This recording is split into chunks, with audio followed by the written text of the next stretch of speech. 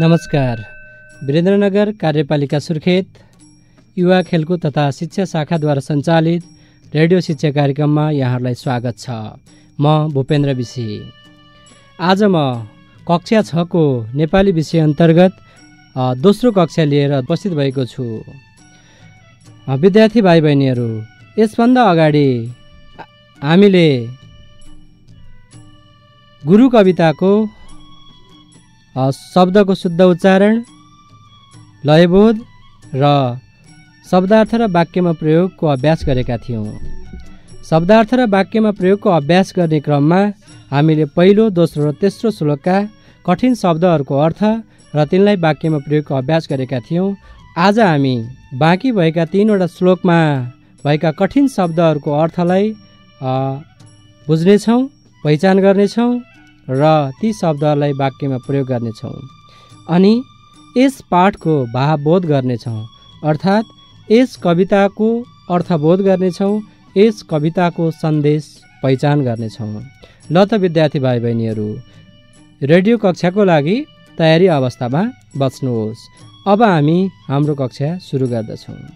म सबैभन्दा पहिले अघिल्लो कक्षालाई अलिकति पुनरावृत्ति गर्न चाहन्छु। विद्यार्थी भाइ बहिनीहरू, म केही शब्दको अर्थ सोध्छु, तपाईँहरूले बताउनुहोला। रवि शब्दको अर्थ के थियो? हामीले के भनेका थियौँ? यसलाई वाक्यमा पनि प्रयोग गरेका थियौँ नि। रवि पूर्वबाट उदाउँछन्, रवि पूर्वबाट उदाउँछ। ल, के रहेछ? सूर्य। स्याबास। यसरी अस्तिको कक्षामा, अघिल्लो कक्षामा हामीले छलफल गरेका थियौँ। कष्ट शब्दको अर्थ के हो? कष्ट, दुःख। सार शब्दको अर्थ मुख्य कुरा। त्यस्तै स्नेहको अर्थ, स्नेहको अर्थ माया, प्रेम। धरतीको अर्थ संसार। यसरी हामीले अस्तिको कक्षामा यी विषयमा छलफल गरेका थियौँ। ल त विद्यार्थी भाइ बहिनीहरू, अब हामी आजको कक्षा सुरु गर्दछौँ। पाठको चौथो श्लोकमा हेर्नुहोस्। यस श्लोकमा गुरुका मनमा चोट परे हिमाल जुग्दछ, गुरुका नेत्रमा आँसु देखे समुद्र सुक्दछ। नेत्र भनेको थाहा छ? तपाईँका 2वटा नेत्र छन्। के होला? अझै भन्छु, पत्ता लगाउने प्रयास गर्नुहोस् है। म नेत्रले हेर्ने काम गर्छ। अब त पत्ता लगाउनु भयो नि। नेत्र भनेको के रहेछ? आँखा। नेत्र भनेको चाहिँ आँखा हो, जसलाई हामी नयन पनि भन्ने गर्दछौँ। नेत्रको अर्थ वा नेत्रको पर्यायवाची शब्द आँखा हो र नयन पनि हो। पर्यायवाची शब्द भनेको उस्तै अर्थ दिने शब्द हो। समुद्र शब्दको अर्थ के होला विद्यार्थी भाइ बहिनीहरू? समुद्र। समुद्र शब्दको अर्थ हो सागर। सागर हो, सगर होइन नि। फेरि सगर भनेको आकाश हो, सागर भनेको समुद्र हो। अब शिष्य शब्दको अर्थ हामीले अघिल्लो कक्षामा छलफल गरिसकेका छौँ। शिष्य शब्दको अर्थ चेलो हो, विद्यार्थी हो, सिकारु हो। यहाँ एउटा नयाँ शब्द छ, यो सायद तपाईँहरूलाई नयाँ शब्द हुनुपर्छ। द्वेषी। द्वेषी भनेको के होला थाहा छ? भर्खर सुन्दै हुनुहुन्छ है। शत्रु। द्वेषी भनेको शत्रु, दोष भएको, शत्रु भएकोलाई द्वेषी भनिन्छ। हुन्डरी छ अर्को शब्द। हिजो आज चैत वैशाखतिर धेरै हुन्डरी चल्छ नि। हो, त्यो हुन्डरी भनेको के हो? हावाहुरी चल्छ। ल, हुन्डरी शब्दलाई वाक्यमा प्रयोग गर्नुहोस् त। तपाईँको आफ्नै शब्दमा वाक्यमा प्रयोग गर्नुहोस्। हुन्डरी भनेको हावाहुरी हो, यसलाई वाक्यमा प्रयोग गर्नुहोस्। आजभोलि धेरै हुन्डरी चल्ने गर्छ। अब अर्को श्लोकमा जाउँ। अर्को श्लोकमा गुरु रातसँगै लड्छन्, उज्यालो दिन पार्दछन्, गुरु ढुङ्गासँगै खेल्छन् अनि माटो बनाउँछन्, उजाड भूमिमा आई फूल रोप्छन् निरन्तर, गुरु हुन् सृष्टिका गाथा, गुरु हुन् ज्ञान सागर। अब यसमा भएका केही जटिल शब्दको अर्थ खोजौँ। विद्यार्थी भाइ बहिनीहरू, भूमि शब्दको अर्थ भन्नुहोस्। भूमि भूमि शब्दको अर्थ के होला? भूमि भनेको जमिन हो। भूमि भनेको के हो? जमिन हो। के रहेछ? जमिन। भूमि भनेको के रहेछ विद्यार्थी भाइ बहिनीहरू? जमिन। त्यस्तै अर्को शब्द रहेको छ गाथा। गाथा शब्दको अर्थ के हो? गाथा भनेको कथा, वृत्तान्त हो। गाथा भनेको कथा हो, वृत्तान्त हो। तपाईहरूले कसैको जीवनगाथा सुन्नुभएको छ, पढ्नु भएको छ? जीवनगाथा हो जीवनको कथा, जीवनको वृत्तान्त। त्यस्तै सृष्टि। सृष्टि शब्द छ। सृष्टि शब्दको अर्थ हो संसार। सृष्टि शब्दको अर्थ हो संसार। सागर शब्द छ। के होला यो सागर शब्दको अर्थ? अघि पनि हामीले भन्यौँ, माथि पनि थियो एउटा शब्द, त्यसको पर्यायवाची शब्द हो सागर हो। समुद्र शब्दको पर्यायवाची शब्द हो सागर। अब हामी अर्को श्लोकमा जान्छौँ। यो श्लोक अन्तिम श्लोक हो। माझी भनेको थाहा छ? माझी ढुङ्गा तार्ने मान्छे। माझीको काम के हो?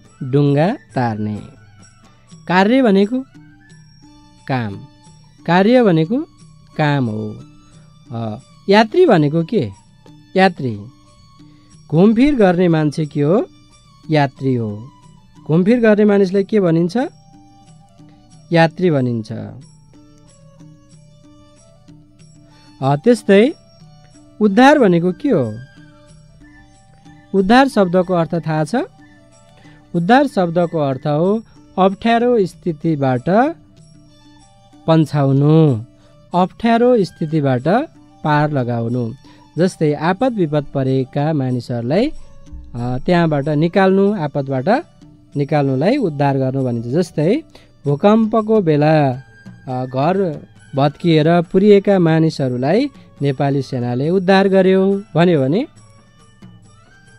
उद्धार के बुझिन्छ भने उनीहरूलाई अप्ठ्यारो स्थितिबाट पार लगायो। खातिर भनेको के होला? उसले मेरा खातिर यति धेरै काम गरिरहेको छ। अनुमान गर्नुहोस् त के होला? उसले मेरा खातिर यति धेरै काम गरिरहेको छ। उसले मेरा लागि यति धेरै काम गरिरहेको छ। त्यसैले खातिर भनेको लागि रहेछ। वृद्ध। वृद्ध शब्दको अर्थ तपाईँलाई थाहा छ? वृद्ध शब्दको अर्थ हो बुढो। वाक्यमा प्रयोग गर्नुहोस् त। हामीले वृद्ध मानिसको सेवा गर्नुपर्छ। मेरो हजुरबुवा वृद्ध हुनुहुन्छ है। यसरी हामीले यस कवितामा भएका कठिन शब्दहरूको अर्थ र वाक्यमा प्रयोगको अभ्यास गर्दैछौँ। अब केही शब्दलाई वाक्यमा प्रयोगको अभ्यास गरौँ है। भूमि शब्दलाई वाक्यमा प्रयोग गर्नुहोस् त। भूमि। भूमि भनेको के हो? जमिन। जमिन हो नि, यसलाई वाक्यमा प्रयोग गर्नुहोस् भूमि शब्दलाई। यसरी वाक्यमा प्रयोग गर्नुभयो। हामी आफ्नो भूमिलाई स्वर्ग जस्तै बनाउन चाहन्छौँ। हामी आफ्नो भूमिलाई स्वर्ग जस्तै बनाउन चाहन्छौँ है। सृष्टि। यो सृष्टिका रचनाकर्ता को होलान्? प्रश्न गर्न सकिन्छ नि। सृष्टि संसारका रचनाकर्ता को होलान् है। सागर भनेको समुद्र। वाक्यमा प्रयोग गर्नुहोस्। मैले समुद्र देखेको छैन। त्यस्तै हुन्डरी अघि पनि प्रयोग गरिसकेका छौँ। हावाहुरी भनेको हुन्डरी हो। हावाहुरीले मानिसलाई त्रसित बनाउँछ, अर्थात् हुन्डरीले मानिसलाई त्रसित बनाउँछ। अपमान शब्दलाई वाक्यमा प्रयोग गर्नुहोस् त विद्यार्थी भाइ बहिनीहरू। अपमान शब्दलाई वाक्यमा प्रयोग गरौँ। हामी अपमान सहेर बाँच्न सक्दैनौँ। हामी अपमान सहेर बाँच्न सक्दैनौँ। त्यस्तै निर्माण शब्दलाई वाक्यमा प्रयोग गर्नुहोस् त। हिजो आज हाम्रो घर नजिकै ठुलो भवन निर्माण हुँदैछ। हिजो आज हाम्रो घर नजिकै ठुलो भवन निर्माण हुँदैछ। धन्यवाद विद्यार्थी भाइ बहिनीहरू। आज हामीले अघिल्लो कक्षाबाट बचेका श्लोकहरूमा भएका कठिन शब्दहरूको अर्थको बारेमा छलफल गऱ्यौँ र ती शब्दहरूलाई वाक्यमा प्रयोगको अभ्यास गऱ्यौँ। अब हामी यस कविताको मूलभाव पहिचान गर्नतिर लाग्नेछौँ। विद्यार्थी भाइ बहिनीहरू, कविता पढ्ने हो, कविता सुन्ने हो, कविता वाचन गर्ने हो। अब कविता पढिसकेपछि वा वाचन गरिसकेपछि यसको अर्थ पनि बोध हुनुपर्दछ। यसको अर्थ बुझ्नु पर्दछ। यसको सन्देश पहिचान गर्न सक्नु पर्दछ। त्यसकारण अब हामी देवी नेपालद्वारा सिर्जित गुरु कविताको भावबोध गर्दैछौँ। ल सुन्नुहोस्। म प्रत्येक हरफको अर्थ लगाउने प्रयास गर्छु है। गुरुमा ज्ञानको ज्योति चम्किलो जब बन्दछ। गुरुमा ज्ञानको ज्योति चम्किलो जब बन्दछ। गुरुको काम के हो भने गुरुले ज्ञान प्रदान गर्ने काम हो। उहाँले सधैँ ज्ञान दिनुहुन्छ। हो त्यो ज्ञानको ज्योति जब चम्किलो हुन्छ अनि धरतीले जन्मको सार पूर्ण भयो अनि भन्दछ। यो धरती छ नि, यो जमिन, यो पृथ्वीमा मानिस जन्मेको सार भयो, यो मानिस जन्मेको अर्थपूर्ण भयो भन्ने कुरा बुझिन्छ। यो पृथ्वीमा भएका मानिसहरूलाई ज्ञान दिने काम गुरुले गर्नुहुन्छ। हो त्यो ज्ञानको ज्योतिले मानिसको जीवनलाई अर्थपूर्ण बनाइदिन्छ। एक एक गरी ज्ञान शिष्यमा सर्न थाल्दछ। गुरुमा ज्ञान छ, असङ्ख्य ज्ञान छ नि गुरुमा। हो त्यो ज्ञान गुरुले आफ्नो चेलालाई बाँड्नुहुन्छ। त्यो बाँड्ने क्रममा त्यो गुरुमा भएको ज्ञान एक एक गरेर शिष्यमा सिकारुमा सर्न थाल्दछ। त्यागको तेज हो कस्तो ढुङ्गो पनि पगाल्दछ। हेर्नुहोस् त विद्यार्थी भाइ बहिनीहरू, गुरुको त्याग यस्तो हुन्छ। त्याग भनेको छोड्नु, त्याग भनेको छोड्नु, तेज भनेको चमक। गुरुले यस्तो त्याग गर्न सक्नुहुन्छ कि जहाँ ढुङ्गो त कहिले पनि पग्लिँदैन, तर ढुङ्गोलाई पगाल्न सक्ने पनि ताकत कोसँग हुन्छ? गुरुसँग हुन्छ। उहाँको त्याग देखेर ढुङ्गो पनि पग्लिन्छ। यसरी पहिलो श्लोकमा गुरुमा भएको ज्ञानको ज्योतिले संसारले चम्किलो बनाउँछ, मानिस जन्मेको सारलाई अर्थपूर्ण बनाइदिन्छ। गुरुको ज्ञान एक एक गरेर शिष्यमा सर्छ र गुरुको त्यागले ढुङ्गो पनि पगाल्दछ भन्ने भाव व्यक्त भएको छ। अब दोस्रो श्लोकमा आफू जलेर धरतीमा उज्यालो गुरु छर्दछन्। आफू जलेर धरतीमा उज्यालो गुरु छर्दछन्। विद्यार्थी भाइ बहिनीहरू, तपाईँहरूले मैनबत्ती बलेको देख्नु भएको छ। के हुन्छ? मैनबत्तीले प्रकाश दिन्छ, तर बिस्तारै हो पग्लिँदै पग्लिँदै सकिँदै जान्छ। त्यस्तै गुरुलाई मैनबत्तीसँग तुलना गर्न सकिन्छ। गुरु पनि आफू जलेर धरतीमा उज्यालो छर्ने भनेको अर्को गुरु हो। जसरी मैनबत्तीले प्रकाश दिन्छ त्यसै गरी गुरुले आफ्नो ज्ञानहरू बाँडेर धरतीलाई उज्यालो बनाउनुहुन्छ। आफू गलेर मट्टी चाहिँ मूर्ति निर्माण गर्दछन्। मूर्ति माटाबाट बन्ने मूर्तिहरूलाई पहिला माटो त गलाउनु पर्छ नि। हो त्यो माटो गलाइसकेपछि अनेक खालका फरक फरक देवी देवताका मूर्तिहरू हामी बनाउन सक्छौँ नि। हो त्यस्तै गुरु माटो गलाए जस्तै गुरु आफू गल्नुहुन्छ र त्यहाँबाट फरक फरक खालका मूर्तिहरू बन्ने गर्दछन्। जसको स्नेहका सामु अरूको स्नेह व्यर्थ छ। गुरुको स्नेहका सामु अरूको स्नेहको काम छैन। गुरुले जति माया गर्नुहुन्छ त्यस्तो माया अरू कसैले पनि गर्दैन। यो संसारमा आमा बुबाको माया र मातापिताको माया र गुरुको माया अचम्मको हुने गर्दछ। किनभने त्यो स्नेह, त्यो माया, त्यो प्रेममा कुनै पनि स्वार्थ लुकेको हुँदैन। तसर्थ गुरुले जुन माया गर्नुहुन्छ, स्नेह गर्नुहुन्छ, त्यो स्नेह अरू कसैले पनि गर्न सक्दैन। अरूको स्नेह र गुरुको स्नेह बीच तुलना गर्ने हो भने अरूको स्नेह व्यर्थ छ, अर्थपूर्ण छैन, अर्थहीन छ। तसर्थ गुरुमा भएको प्रेम, गुरुले विद्यार्थीलाई जति प्रेम गर्नुहुन्छ त्यो प्रेमले संसारलाई उज्यालो बनाएको छ, अरूको प्रेमलाई कमजोर बनाइदिएको छ। जसको त्याग देखेर धरती माथा झुकाउँछ, गुरुले त्याग गर्नुभएको छ, आफ्नो निस्वार्थ प्रेम गर्नुभएको छ, कुनै पनि लोभ लालच बिना यो धरतीमा भएका मानिसहरूलाई ज्ञानको ज्योति बाँडिरहनु भएको छ। त्यो ज्ञानको ज्योति बाँडेको देख्दा, त्यसरी निस्वार्थ भएर काम गरेको देख्दा यो धरतीले आफ्नो शिर पनि झुकाएको छ। शिर कति बेला झुकाइन्छ भन्दा आफूभन्दा ठुलो मान्छे देखियो भने, अर्कोलाई आदर गर्दाखेरि, सम्मान गर्दाखेरि हामी शिर झुकाउने गर्छौँ, नतमस्तक हुने गर्छौँ। हो त्यस्तै यो धरतीले पनि गुरुको त्याग देखेर शिर झुकाएको छ। अब तेस्रो श्लोकमा जाउँ विद्यार्थी भाइ बहिनीहरू। उनी हुन् रविका छाया, उज्यालो नित्य छाड्दछ। सूर्यले कहिले प्रकाश नदिएको दिन छ? छैन। त्यस्तै गुरुले ज्ञान नदिएको समय छैन। गुरुले सधैँ ज्ञान सबैलाई प्रदान गरिरहनुहुन्छ। अर्थात् गुरुलाई रविको छाया भनिएको छ। रवि भनेको सूर्य, सूर्यले जसरी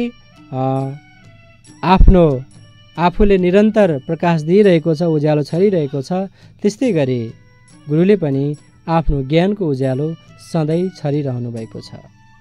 मान्छे मानवका लागि वनमानव बन्दछन्। हिजो आज मानिसमा केही विकृति पनि आएका छन्। मानिसले मानवता भुलिरहेका छन्। तर गुरुले के भन्नुहुन्छ भने, यदि मानिस बन्ने हो भने मान्छेका लागि काम लाग्ने मान्छे बन, अर्काको भलाइ गर्ने मान्छे बन, अरूको कल्याण गर्ने काम गर। अरूको भलाइ गर्यौ, कल्याण गर्यौ भने बल्ल तिमी मानव हुन्छौ। अनि तिमी मानव भयो भने मात्रै तिम्रो जन्मको सार पुरा हुन्छ। दुःख कष्ट परे सामु जलाई भस्म पार्दछन्। दुःख कष्ट परे सामु जलाई भस्म पार्दछन्। अपमान सही लाखौँ मान्छेलाई सपार्दछन्।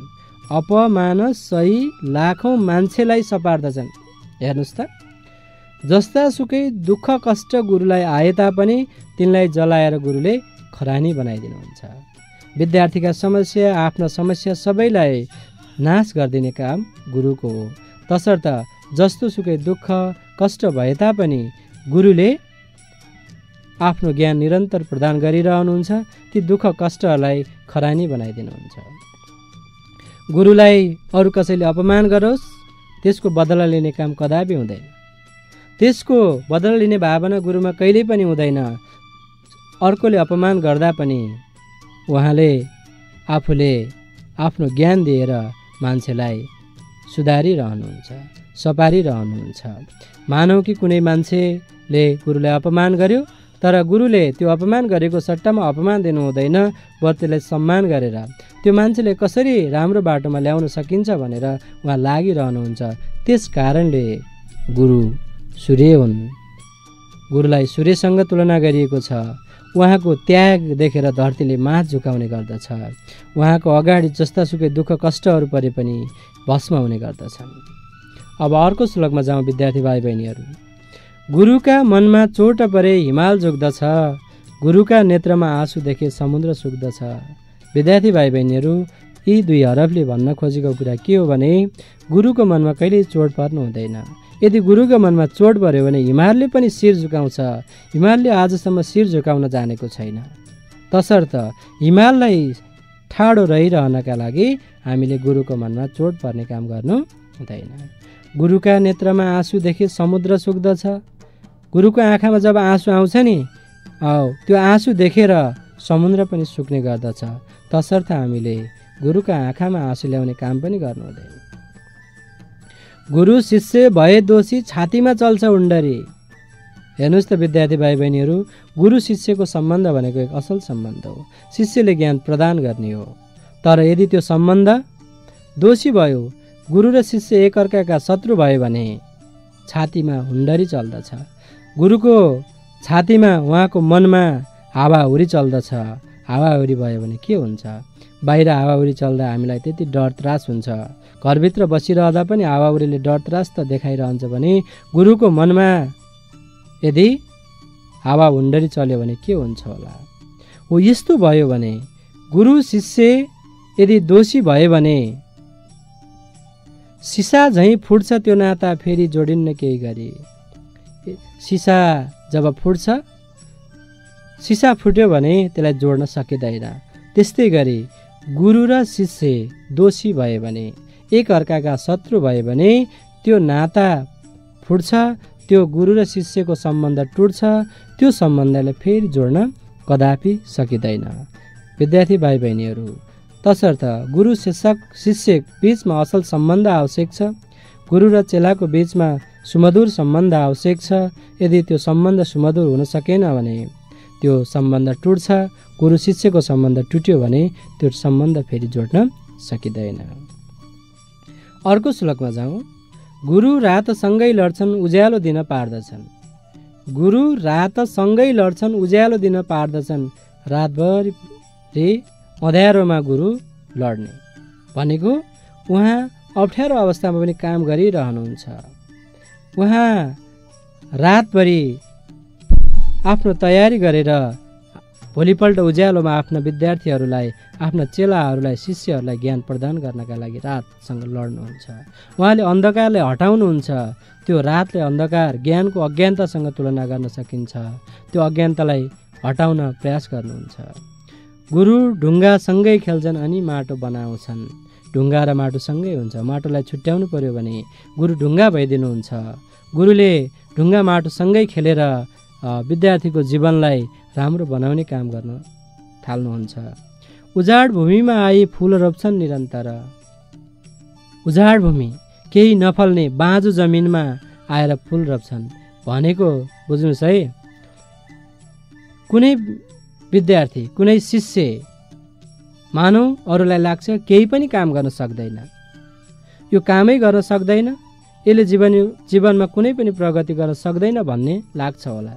तर गुरुको हातमा त्यो शिष्य पर्यो भने त्यसलाई नयाँ मान्छे बनाइदिनुहुन्छ। जसरी एउटा उजाड भूमिमा गएर फुल रोप्दाखेरि मान्छेले त्यहाँ पत्याउँदैनन्, तर त्यहाँ गोडमेल गर्यो भने, राम्रोसँग गोडमेल गर्यो, निरन्तर सिँचाइ गर्यो, त्यसको रेखदेख गर्यो भने त्यो राम्रो सप्रन्छ। त्यस्तै एउटा बिग्रिन थालेको मान्छेलाई पनि गुरुले राम्रो मान्छे बनाइदिनुहुन्छ। गुरु हुन् सृष्टिका गाथा, गुरु हुन् ज्ञान सागर। गुरु हुन् सृष्टिका गाथा, गुरु हुन् ज्ञान सागर। यो सृष्टिका कथा भनेका गुरु हुन्। यो सृष्टिका हजारौँ कथा गुरुसँग छन्। यो सृष्टिको वृत्तान्त पनि कोसँग छ? गुरुसँग छ। त्यसैले गुरु ज्ञानका सागर हुन्। गुरुसँग असङ्ख्य ज्ञान छ। सागरमा जति धेरै पानी छ, त्यस्तै गुरुसँग अथाह ज्ञान छ। अन्तिम श्लोकमा जाउँ। गुरु हुन् कार्यले माझी ढुङ्गा तार्छन् निरन्तर। गुरु हुन् कार्यले माझी ढुङ्गा तार्छन् निरन्तर। गुरुको काम के हो? माझीको जस्तै काम हो रे। माझीले के काम गर्ने? नदी वारपार गराउने काम, यात्रुहरूलाई ढुङ्गामा बसाल्ने र वारीकोलाई पारेकोलाई वारी ल्याउने काम गर्नुहुन्छ। त्यस्तै गुरुले पनि त्यस्तै काम छ। मानौ विद्यालयमा विद्यार्थीहरू पढ्न आउँछन्। आएका ती विद्यार्थीहरूलाई ज्ञान दिएर फेरि माथिल्लो कक्षामा उतार्नुहुन्छ। त्यो विद्यालयबाट माथिल्लो तहमा पुर्याउनुहुन्छ। विद्यालय शिक्षाबाट उच्च शिक्षामा लैजानुहुन्छ। माझीको जस्तै काम भएन त?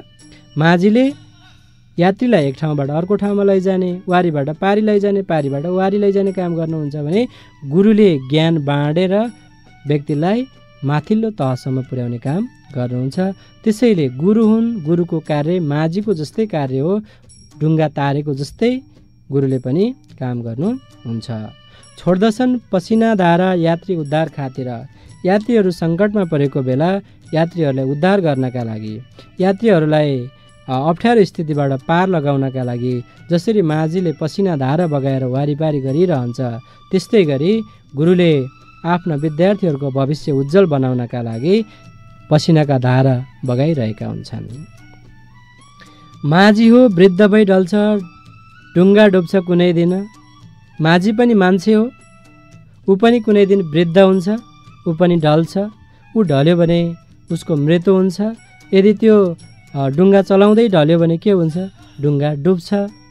तर त्यस्ता माझीलाई, जसले आफ्नो जीवनभर यात्रीहरूलाई वारिपारी गर्ने काम गरे, त्यस्ता मान्छेलाई सम्झिनुपर्छ नि, होइन विद्यार्थी भाइ बहिनीहरू? त्यस्तै हामीले गुरुलाई किन सम्झिनुपर्छ भने गुरुले पनि हामीलाई राम्रो बन्नका लागि, असल मान्छे बन्नका लागि, ठुलो मान्छे बन्नका लागि, माथिल्लो पद प्रतिष्ठा कमाउनका लागि पुर्याएको योगदान अमूल्य छ। हो, त्यसकारण गुरुले सानो कक्षामा क ख लेख्न सिकाएको, ताते ताते गर्दै पढाउन सिकाएदेखि एउटा अहिले सुन्दर मानव जीवन बनाउने बेलासम्मका लागि गुरुको योगदान रहन्छ। त्यसैले विद्यार्थी भाइ बहिनीहरूले गुरुलाई सम्झिनै पर्दछ, किनभने गुरुले सुन्दर जीवन दिनुभएको छ। गुरुले हाम्रो जीवन राम्रो बनाउनका लागि प्रयास गर्नुभएको छ। हाम्रो राम्रो जीवन बन्ने क्रममा गुरुको महत्त्वपूर्ण योगदान रहेको छ। तसर्थ गुरुको हामीले सम्मान गर्नुपर्छ, उहाँलाई सम्झिनै पर्दछ। यसरी विद्यार्थी भाइ बहिनीहरू, यस कवितामा कवि देवी नेपालले गुरुको महिमा गान गाएका छन्। गुरुको त्याग, गुरुको तपस्या र उहाँको योगदानको चर्चा गरेका छन्। तसर्थ अब हामीले गुरुलाई सम्मान गर्नुपर्दछ, किनभने गुरु ज्ञानको ज्योति हुन्।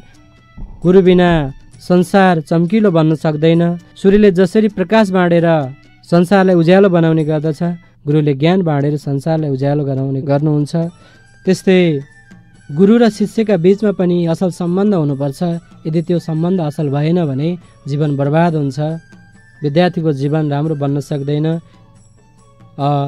त्यस्तै गुरुले आफूले माझीको जस्तै यात्री उद्धार गरिरहनु भएको छ। आफ्नो जीवन विद्यार्थीहरूको जीवनका लागि व्यतीत गरिरहनु भएको छ। त्यसकारण हामीले उहाँलाई सम्झिनुपर्छ।